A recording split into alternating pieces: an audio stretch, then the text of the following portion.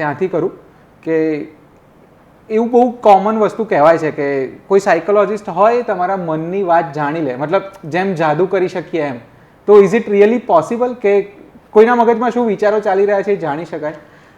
ના, મતલબ આ field like other fields of medicine, બીજી બધી જે ફિલ્ડ છે એ પ્રમાણે તકલીફ દૂર કરવા માટે, પ્રોબ્લેમ સોલ્વ કરવા માટે બની છે. આ કોઈ મેજિક નથી, આ કોઈ એસ્ટ્રોલોજી નથી. આ એક એવું વિજ્ઞાન છે કે જેનાથી વિચારોની, મગજની બીમારી, પેથોલોજી મટાડી શકાય, દૂર કરી શકાય. અને કોઈના મગજમાં શું ચાલી રહ્યું છે એ ગેસ કરવાને કંઈ જ લાગતું વળગતું નથી. એટલે આનું કંઈ એની સાથે લેવા દેવા જ નથી. અચ્છા, એક એવું પણ મૂવીઝમાં જનરલી આપણે એવું જોયું છે કે એક મોટો રૂમ હોય, બુક્સ ને કેસેટ્સ ને એવું પડ્યું હોય, ને સાયકોલોજીસ્ટ જે હોય હંમેશા વાતો કરતા હોય છે, કાઉન્સેલિંગ સેશન જે બતાવતા હોય છે. તો ખરેખર વાતો જ કરતા હો કે તમે એ તમારી એક પ્રોસેસનો એક નાનકડો પાર્ટ છે? એટલે બેઝિકલી લાઈક આઈ સેડ કે હું સાયકાટ્રિસ્ટ છું. હવે મારી ફિલ્ડમાં એ છે કે મારે મગજની, મનની બીમારી, પેથોલોજીકલ થોટ પ્રોસેસ, વિચારસરણી કે જે એવી છે કે જે એ દર્દીને, એ માણસને નુકસાન કરી રહી છે, એ ચેન્જ કરવાની છે. એટલે સૌથી પહેલાં એને જે તકલીફ પડી રહી છે એનું મૂળ શું છે ત્યાં સુધી મારે પહોંચવાનું હોય. હવે ત્યાં પહોંચવા માટે મારે લેયર્સ ખોલવા પડે.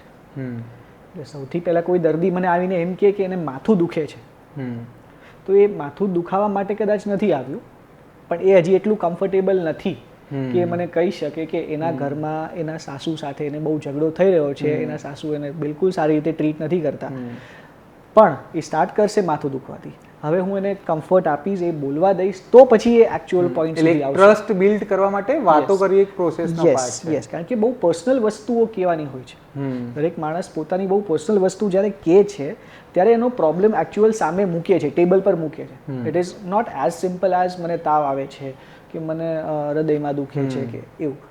થોડું કોમ્પ્લેક્સ છે. એટલા માટે એ જે વાતો કરે, એ જે બોલે, એ જે બધું કે એનાથી એમનો રેપો બને, એ કમ્ફર્ટેબલ થાય અને એ બધી વાત મને ખબર પડે ને એકચ્યુઅલ પિક્ચર શું છે એ ખબર પડે. અને આ કદાચ એટલા માટે પણ કારણ કે લોકો સાયકેટ્રિસ્ટને એ વાતો કરતા હોય છે જે પોતાના ક્લોઝ લોકોને પણ નથી કરી શકતા હોતા.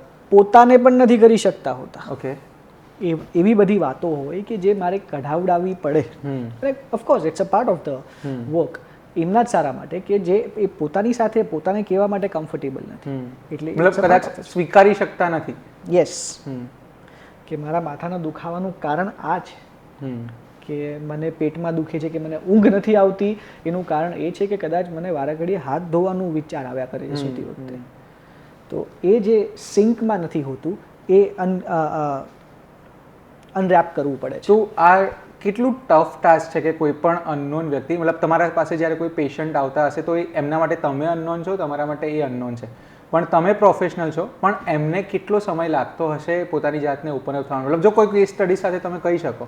બહુ એટલે બહુ અઘરું છે, બિકોઝ કોઈ પણ દર્દી જ્યારે આવે ને ત્યારે એ અમુક એજન્ડા લઈને આવે છે કે ભાઈ ફિક્સ મારે સારું ફીલ કરવું છે.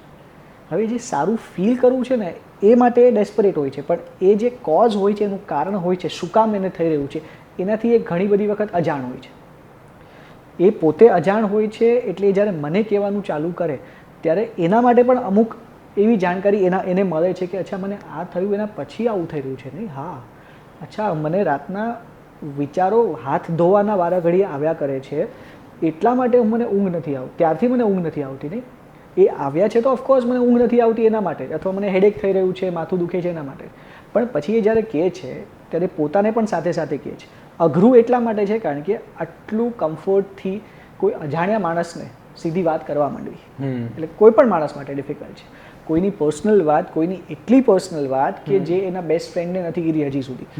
ઘણા બધા ટોપિક્સ એવા હોય છે કે જે આપણા સંસ્કૃતિ પ્રમાણે એના વિશે વાત કરવા લોકો તૈયાર નથી હોતા, છતાં ત્યાં વાત કરવાની, દેટ શોઝ કે આ એક ડિસ્કમ્ફર્ટ તો છે જ, પણ એ પછી વિશ્વાસ આવે ને. અમને લોકોને પહેલાં એ શીખવાડવામાં આવ્યું છે કે રેપો બનાવો, દર્દી સાથે રેપો બનાવો. રેપો બનાવો એટલે એ માણસ તમારી ઉપર વિશ્વાસ મૂકી શકે, એને ત્યાં સેફ એ જગ્યામાં, એ સ્પેસમાં કમ્ફર્ટેબલ ફીલ થઈ શકે.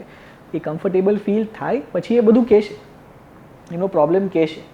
તો અહીંયા એક મુદ્દો એ પણ છે કે અત્યારે છે ને એવો બહુ ટ્રેન્ડ પણ હોય છે કે આપણે પણ એકબીજાને કહેતા હોઈએ છીએ કે જેમ કે કોવિડમાં બહુ એવું હતું કે તમને ડિપ્રેશન ફીલ થાય ને તો તમે કોઈની સાથે વાત કરો, તમારા બેસ્ટ ફ્રેન્ડ સાથે વાત કરો.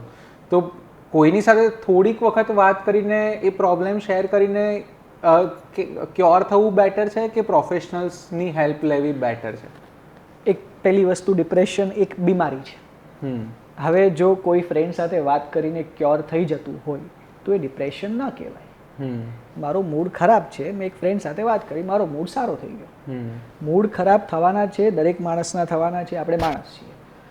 પણ જો બીમારી છે, જેમ હર્નિયા છે, જેમ ટાઇફોઇડ છે, જેમ ડાયાબિટીસ છે, એમ ડિપ્રેશન બીમારી છે. એ વાત કરવાથી ન મટે. કોઈને હું કહી દઉં કે ભાઈ મને આવું થાય છે, ફ્રેન્ડ સાથે વાત કરી લીધી, ચા પી લીધી, પિક્ચર જોઈ લીધું, એ ન મટે. જો મટી જાય, જો સારું લાગવા માંડે તો એ બીમારી નથી.